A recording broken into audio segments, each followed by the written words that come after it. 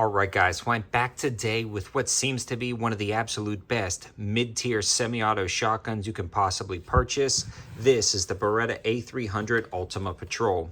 As soon as I saw this shotgun released, I knew I had to get my hands on it because I've been going through and testing a ton of different semi-auto shotguns. I've tested the Benelli M2, M4, M3, the Beretta 1301, which has a lot of similarities to this, as well as a lot of the Mossberg 930s, the Mossberg JM Pros, and a few of the Stoeger lineups to try to get a good handle on good tube-fed semi-auto shotguns. The A300 Ultima Patrol really drops in right at that mid-tier, just shy of $1,000, depending on where you pick it up. Also want to give a huge shout out to Beltway Gun & Pawn located in Matthews, North Carolina for doing the transfer.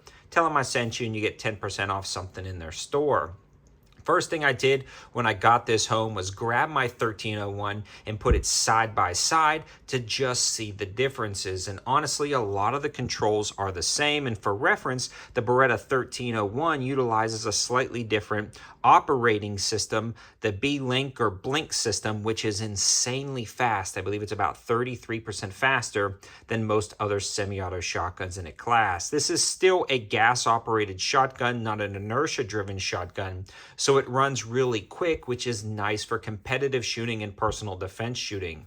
The funny thing about a lot of the inertia-driven guns like the Stoeger and M2, I can actually outrun the shotguns, meaning I can pull the trigger faster than the action can cycle, leaving you with a dead gun and a live round in the chamber, and that's why I dumped my M2.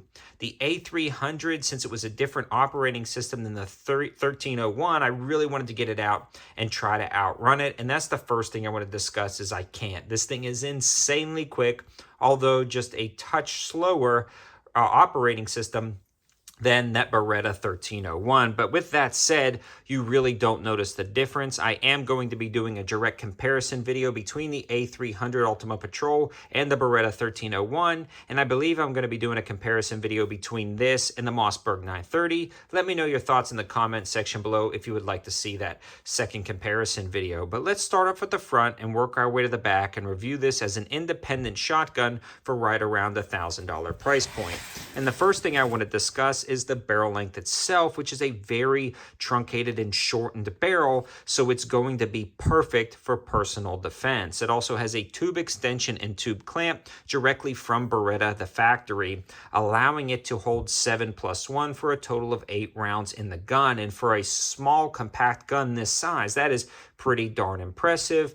And then again, if you want to compare it to the 1301, we'll be doing that video soon. Now, up at the front, the tube extension has some nice knurling to it, but it's a polymer tube extension. Doesn't seem to give any issues, and it works out pretty good. It's got QD slots and M-LOK slots at the top, which is perfect for personal defense, and an M-LOK slot back here. So if we wanted to mount a flashlight or maybe an offset laser aiming device, maybe a sling up front, you have all of the options to do so when it works out very well, so no issues there. On the front, it does have a fiber optic sight, which picks up incredibly nice, and it's raised above the barrel, allowing you to take a little bit further, more accurate shots with slugs than some type of bead sight that they would put onto the front. Already you can see the value just in the end of the shotgun alone compared to other models floating around on the market. You are getting the tube extension, the clamp, the extra accessories, and those fiber sights direct from the factory. Moving along to the handguard, it envelops the tube and barrel very nicely. It's got some fairly aggressive texturing on the underside of the handguard, and it really keeps your hand shielded from the heat. It flows nicely, and there's not a direct position to put your hand, allowing it to be incredibly versatile for a wide variety of shooters. You can really grab it anywhere on the forend, and it feels fairly comfortable. You also have some more attachment points at the bottom. Moving along to the center of the receiver, this is also where this shotgun really shines for competitive and tactical shooting alike. It's got the fixed rail, which is aluminum, bolted into the receiver, perfect for an optic, independent of the rear sight, so you could potentially co-witness depending on what you're using, or at least mount an optic on there and leave your iron sight attached in case you wanted to dump your optic with a quick detach mount. Everything about the sighting setup is very nice. It's a very good sight picture, especially for a shotgun. Now, this is not going to be a precision rifle at distance shooting, but you can definitely hit shots at 100 yards all day long with slugs with this sighting setup and stretch it out even further with a decent optic or a red dot on the top. If you're interested in some shotgun red dots, definitely check out my channel. I've got a lot of reviews on those, and a lot of my favorites can be found on my campsite page. The next thing I want to discuss is the extended bolt charging handle located on the side right here. It's got some very nice cuts and grooves, and it's pretty smooth, but it gives you enough texture to grab it and chamber around. The paddle release or the bolt release for this is oversized, just like the 1301, and this is one of the nicest I've ever seen on a shotgun. I don't know why everybody is not doing this. Maybe Beretta has a patent, but it is by far one of my favorite features of this receiver, and it works out incredibly well. Moving over to that loading gate, it is flared and chamfered, and all of the edges are rounded perfectly, and this is one of the smoothest loading shotguns besides the 1301 that I've ever utilized. You can slam shells in there as fast as you want without ever getting your thumb stuck, no matter what angle you seem to put it in.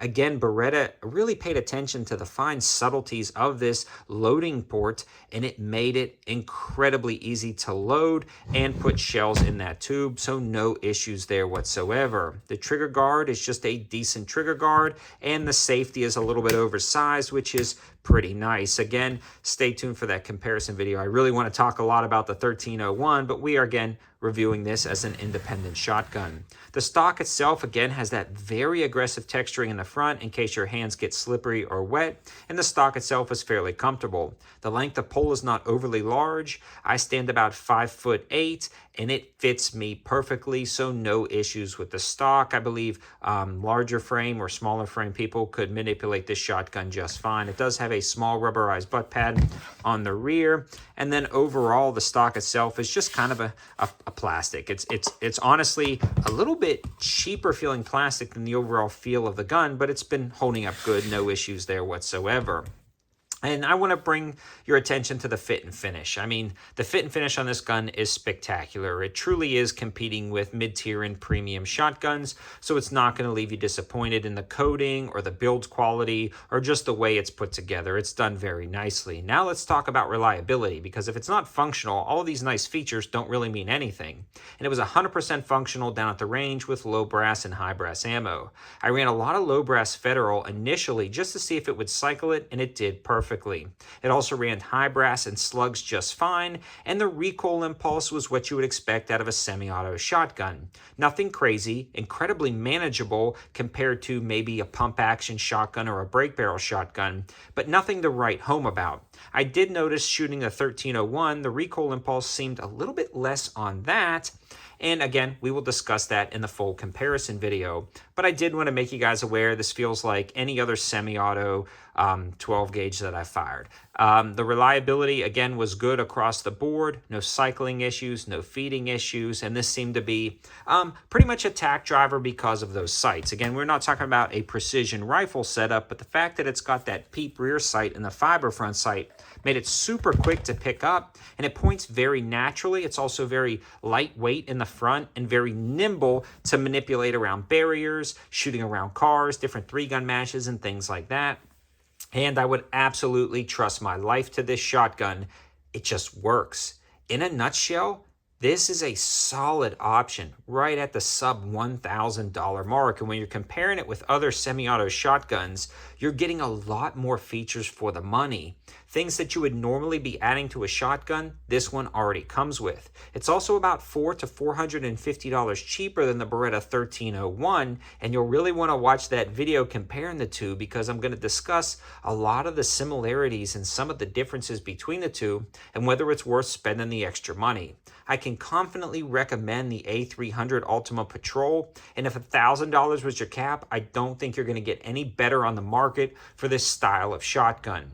This may not be for everybody just because of the fact that it is a shorter barrel and it's a more tactical design, so it may not be the best for different hunting applications. But for a jack of all trades, tactical and personal defense shotgun, this is where it's at for under $1,000. no doubt in my mind. So I hope you guys liked the video. If you want more information, definitely check out my campsite page, subscribe to this channel, check out my Patreon page and my Instagram page for daily deals and some of the best info I find on the internet. Thanks for watching, guys. Have a good one.